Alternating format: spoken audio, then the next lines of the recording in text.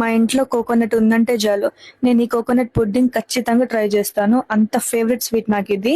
ఇది చేయడం కూడా చాలా ఈజీ. స్టెప్ బై స్టెప్ చూపిస్తాను. ఎవరికైనా నచ్చితే ట్రై చేయండి. ఫస్ట్ ఒక ఫ్రెష్ కోకోనట్ తీసుకొని ఇలా చిన్న చిన్న ముక్కలుగా పగలగొట్టుకోవాలి. పగలగొట్టుకున్న తర్వాత షెల్ నుంచి కొబ్బరిని సపరేట్ చేయాలి.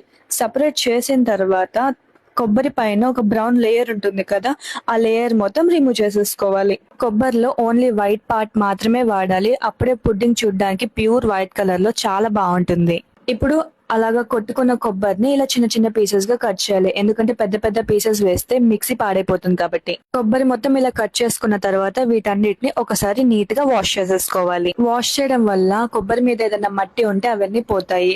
ఇలాగా చిన్న చిన్నగా కట్ చేసుకున్న ముక్కల్ని మిక్సీ జార్ లో వేసి నీట్ గా మెత్తగా రుబ్బుకోవాలి. కొంచెం కొంచెం వాటర్ వేసి మెత్తగా రుబ్బుకుంటే కొబ్బరి పాలు వస్తాయి. తర్వాత ఇలా అడుగు మందంగా ఉన్న ఒక గిన్నెని తీసుకొని ఒక మంచి క్లాత్ వేసి ఈ పల్పు మొత్తం ఆ క్లాత్ మీద వేసేసి గట్టిగా పిండితే పాలన్నీ గిన్నెలోకి వచ్చేస్తాయి. ఇప్పుడు ఒక 3 స్పూన్స్ కార్న్ ఫ్లోర్ తీసుకొని ఈ కొబ్బరి పాలు కార్న్ ఫ్లోర్ లో వేసి మంచిగా కలుపుకొని ఒక లిక్విడ్ లా తయారు చేసుకొని మిగిలిన కొబ్బరి పాలలోకి పోసేసేయాలి. అప్పుడు మొత్తం నీట్ గా కలుస్తుంది. ఇప్పుడు ఇందులో మీ టేస్ట్ కి తగ్గట్టు షుగర్ వేసుకోండి. నేను కొంచెం స్వీట్ ఎక్కువ తింటాను కాబట్టి 1 కప్ షుగర్ వేసుకున్నాను. ఇప్పుడు గిన్నెని తీసుకెళ్లి పొయ్యి మీద పెట్టి సిమ్ లో మాత్రమే కలుపుతూ ఉండాలి. ఇలా కలుపుతూ ఉంటే షుగర్ మొత్తం డిజాల్వ్ అయిపోయి ఒక 5 మినిట్స్ కి మనకు కొంచెం థిక్గా అవుతుంది ఈ మిల్క్ అంతా.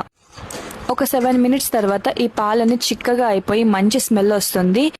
కొంచెం సేపటికి మంచి సిల్కీ టెక్స్చర్కి వచ్చేస్తుంది. ఇక్కడ ఇలాచీ వేసేసి దింపేసేయండి.